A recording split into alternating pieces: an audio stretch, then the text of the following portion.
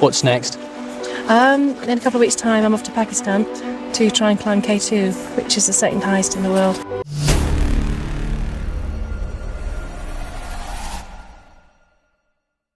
Ho scalato la parete nord dell'Eiger prima ancora di nascere, penso quindi che non ci sia da stupirsi di quello che faccio ora.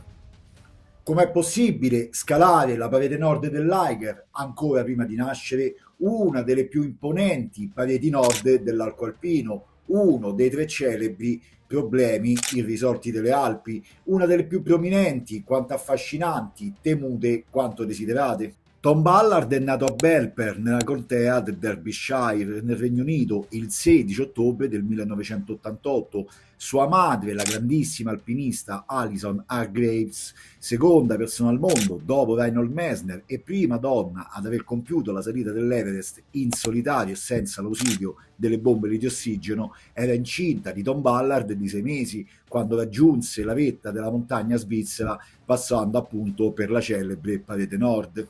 Ecco che Tom Ballard fu figlio della montagna nel senso più profondo e assoluto del termine, non grazie solamente ad un'affascinante metafora, ma ad una simbiosi profonda, un rapporto che è stato prima genetico e poi animato da una passione esclusiva, familiare, una passione che ha continuato a scorrere nel proprio sangue, un testamento biologico, ma anche, o forse soprattutto umano.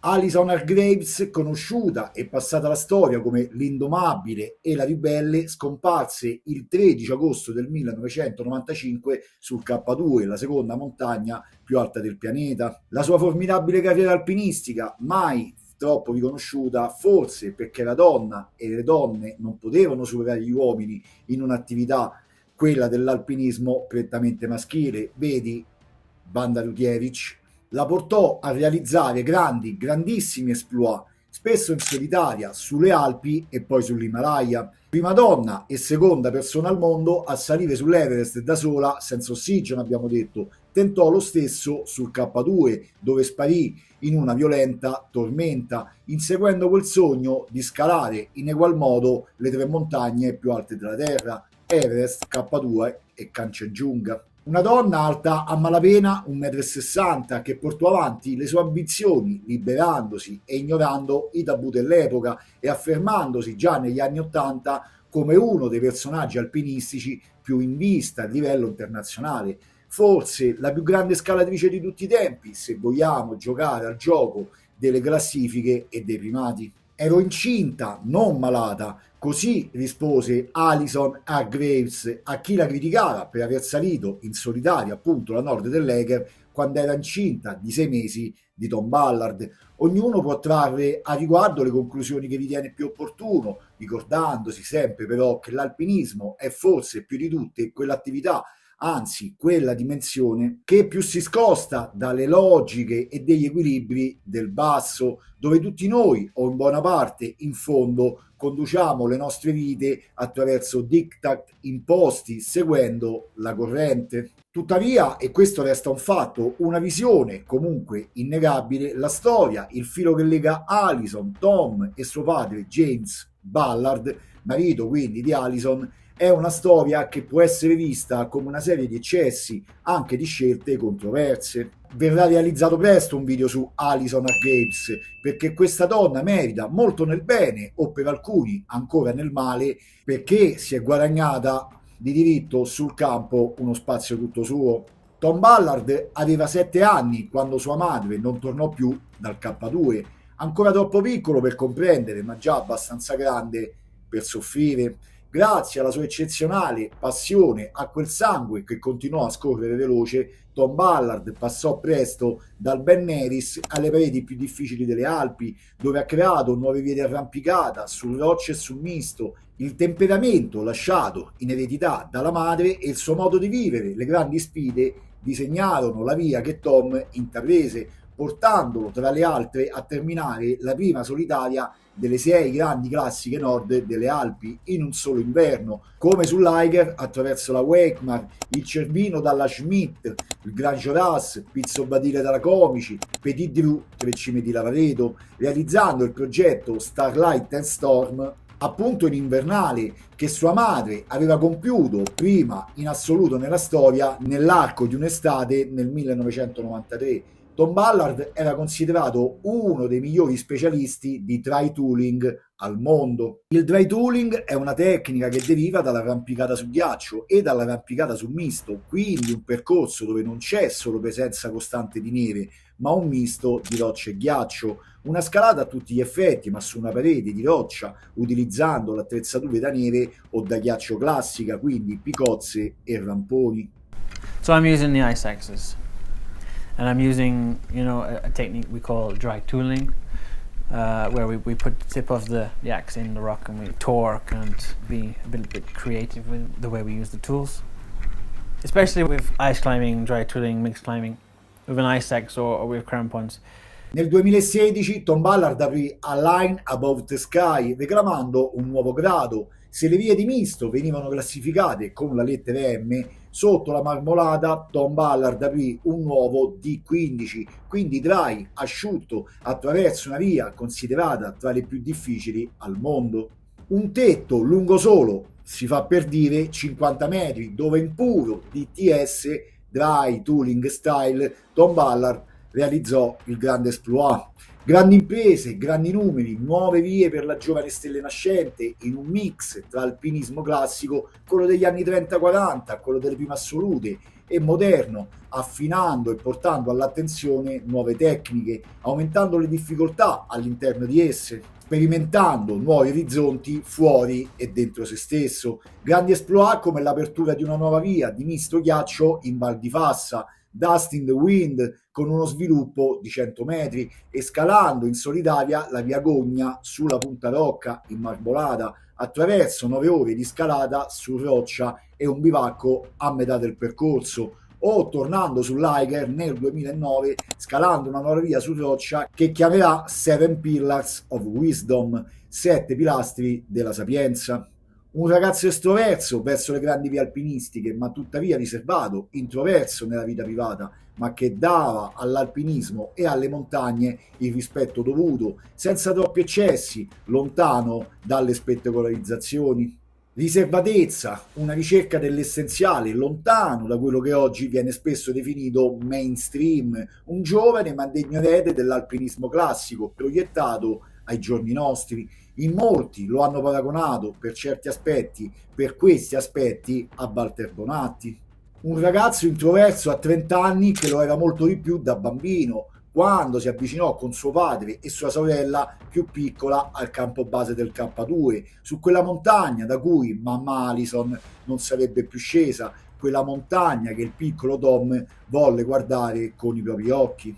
La famiglia Ballard durante l'avvicinamento al campo base venne accompagnata da personale medico, una psicologa, e questa durante la cena cercò di entrare in contatto con il piccolo biondo inglese che aveva disegnato un triangolo e alla base una tenda e poi riempito il resto di scarabocchi. La psicologa allora chiese al piccolo Tom cosa significassero e lui rispose: sei tu che devi scoprirlo. Il breve racconto è tratto da Tom Ballard, il figlio della montagna, scritto da Marco Berti, che frequentò Tom per un periodo e scalò anche insieme a lui. Un libro onesto dove traspare anche una certa difficoltà dell'autore a mettere insieme i pezzi, vista la fragilità di certi equilibri. Le stesse difficoltà che d'altronde si trovano nel realizzare questo video.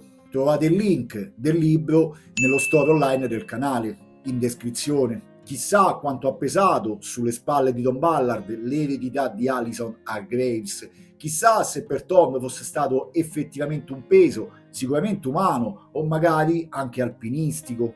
Tom Ballard ha seguito sicuramente le impronte di sua madre, realizzando il suo stesso exploit e ponendosi come grande obiettivo proprio il K2, quel triangolo disegnato su quel fazzoletto, in stile alpino, in solitaria, senza ossigeno, come Alison Hargreaves.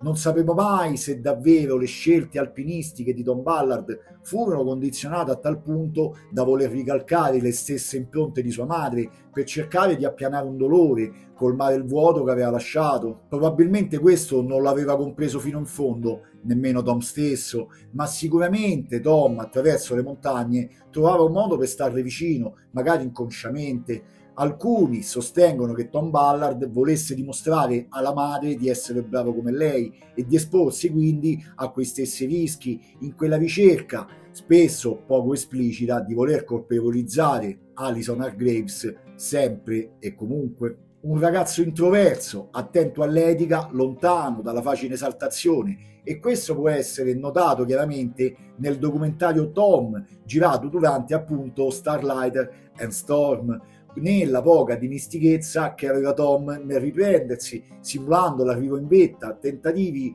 goffi di recitare il ruolo, soprattutto davanti alla croce in vetta sul Cervino. Ma proprio davanti a quella croce, dopo essere salito dalla celebre via Schmidt in solitaria, durante la visione del filmato si avverte qualcosa. Ecco che in quei momenti in Tom Ballard traspare apertamente quell'essere il figlio della montagna, un ragazzo che non ha raggiunto un traguardo, che non ha realizzato un'impresa, ma un ragazzo che si trova esattamente al proprio posto. Molte persone diventano famose grazie a poco e molte che invece hanno tanto restano nell'ombra.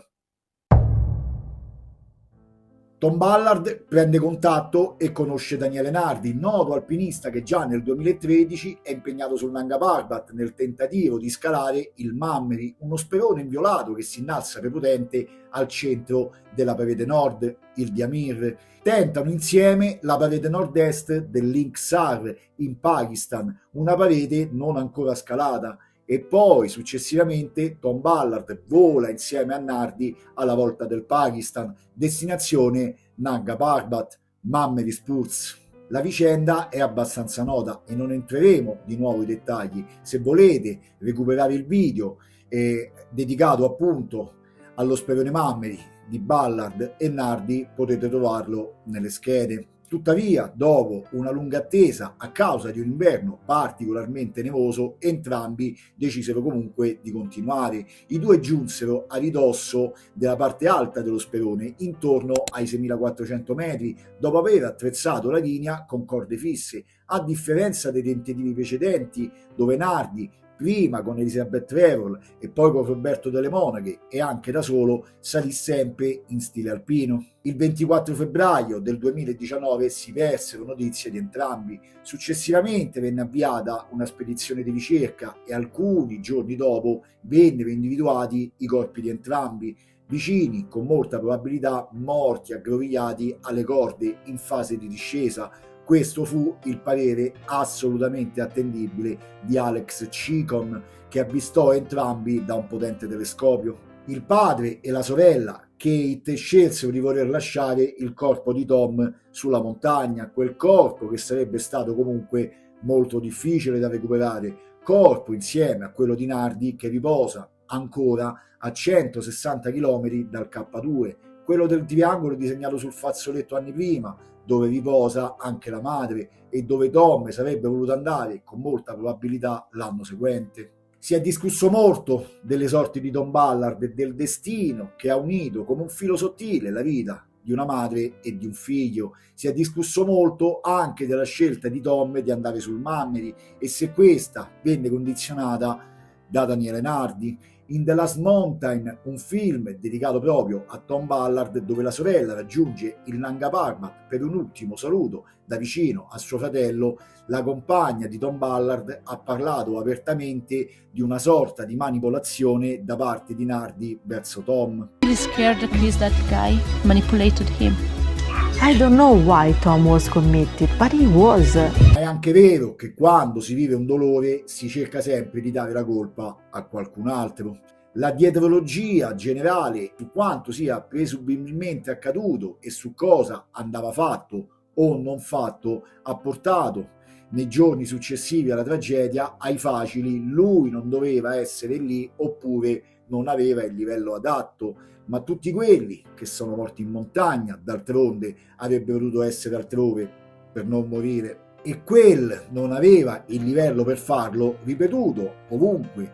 È, concedeteci una volta un termine fuori luogo, una grandissima stronzata. Uno che apre nuove vie in solitaria sull'Eiger, uno con quel curriculum e come se aveva il livello. Tom Ballard aveva molto più livello di tanti altri che occupano le prime pagine, mentre la grande maggioranza di chi ripete quelle parole lo ha sentito nominare la prima volta proprio a causa dell'incidente sul Mammeri, facendolo passare di fatto ingiustamente come un ragazzotto di belle speranze che in fondo aveva ancora molta strada da fare. Nimes Meroi e Romano Bennett, due che hanno scalato tutti e 14 gli 8000 in stile alpino, il loro primo 8000 lo affrontarono sul K2, ma non dal più collaudato Sperone Abruzzi, ma dalla parete nord, tentando di aprire una variante alla via dei giapponesi. Primo 8000 su una nuova via sulla nord del K2. Reinhold Messner affrontò il suo primo 8000 nel 70 sull'inviolata parete Rupal sul Nanga Parbat, primo 8000 sulla parete più grande dell'Himalaya ancora inviolata, e se ne potrebbero citare molti altri di esordi col botto. E a pensare a uno come Tom Ballard che va in Himalaya per iniziare a collezionare i 14 8000 40 anni dopo che ci riuscì per la prima volta Messner, seguendo le vie più facili, più collaudate, magari già attrezzate, magari salendo con gli Sherpa, risulta essere davvero difficile. Se si vuole giudicare per il gusto di farlo, che si faccia pure, ma che si anteponga almeno un attimo di valutazione al riguardo, prima di tirare quelle conclusioni a cui tutti si legano perché lo dicono tutti. Per un alpinista come Tom Ballard, il Mammeri e tutto un insieme di situazioni attorno al Mammeri, sia tecniche che alpinisticamente modali, erano invece il palcoscenico forse ideale, lontano dai riflettori, lontano dalle medaglie, ma sopra una linea che ricalca il sogno di oltre un secolo prima, quello di Albert Marmeri, il padre putativo dell'alpinismo himalayano. Una linea che esalta il suo approccio alpinistico preferito, quello della scalata sul misto, dove lo sperone al centro della linea sembra essere il teatro perfetto dove metterlo in pratica. Attraverso quel sogno, lievi di Mammeri e poi di Daniele Nardi, Tom Ballard vide un teatro naturale dove prendere confidenza con la nuova dimensione degli 8000, dove le difficoltà puramente tecniche sono spesso le stesse che si incontrano sulle Alpi, l'ambiente in generale, la mancanza di ossigeno fanno la differenza. Un sogno non propriamente suo, ma che avrebbe contribuito a raggiungere il proprio, lì a pochi chilometri, sul K2, il tempo necessario a prepararsi, a farsi trovare pronto, prima di seguire ancora una volta le orme di sua madre, in modo da non presentarsi impreparato al grande appuntamento. Ed eccolo lì il sogno tutto suo, quello di Tom, il figlio della montagna, un sogno di libertà o forse di solitudine, ma che visse fino in fondo perché libero di farlo. E se tutto il percorso di Tom Ballard fu solamente il seguire le orme di sua madre per poterla riabbracciare il prima possibile, era comunque il suo sogno, e i sogni oggi ci siamo dimenticati che andrebbero sempre rispettati. E se vogliamo tentare di essere liberi più che incatenati a quell'obbligo del giudizio che di fatto non esiste, e provare anche noi a sognare, per chi lo desidera, a sognare lo stesso sogno di Alison e Tom, allora basta immaginare Alison Hargreaves di nuovo lì sulla nord dell'Eiger 37 anni dopo, senza il pancione questa volta, ma con Tom Ballard ormai diventato uomo, di nuovo insieme, sognando di saper scalare la nord dell'Eiger anche noi come loro, di essere lì con loro, liberi di sognare come loro. Tom, what do you think of your mummy? She's very nice and she is very clever, so she should do it.